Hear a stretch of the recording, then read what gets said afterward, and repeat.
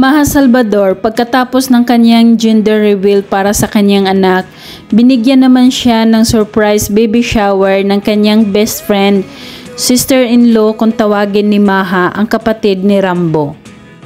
Nagulat si Maha na bumungad sa kanya ang sigawan ng mga kakilala niya na nagsasabing surprise at nakita niya ang ganda ng baby shower setup.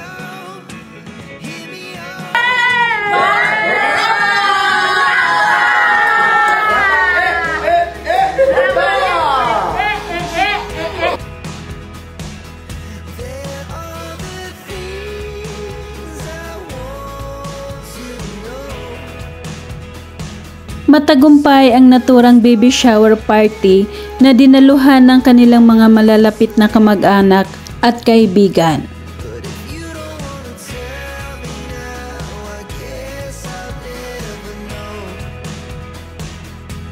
Present din ang mga matalik na kaibigan ni Maha Salvador na sina Kakay Bautista at Tao Reyes.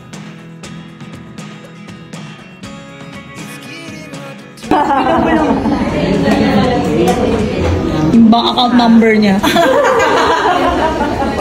Tinuturuan na paano mga sikreto ng nanay. Samantala, kahit malaki na ang tiyan ni Maha Salvador, nagawa pa rin niyang ipromote ang latest single na Sugal sa pamamagitan ng kanilang dance performance na ginanap sa TV5 stage.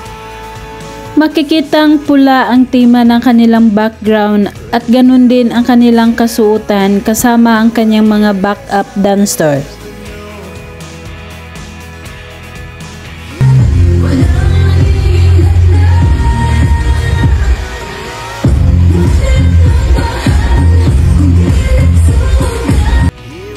Talaga naman mapapahanga ka kay Maha Salvador, hataw pa rin sumayaw kahit malaki na ang kanyang tiyan.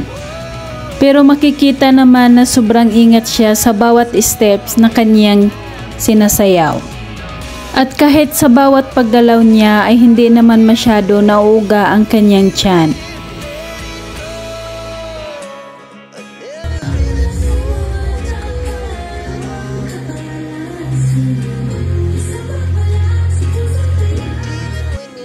At sa isa pang ganap, nakikisali naman si Maha Salvador sa kanyang mga makeup artist na sumayaw sa dressing room. Nakakatuwa lang panoorin si Maha dahil parang exercise na rin naman ito sa kanya. Ang kulit din niya minsan dahil sumisingit talaga siya sa kamera.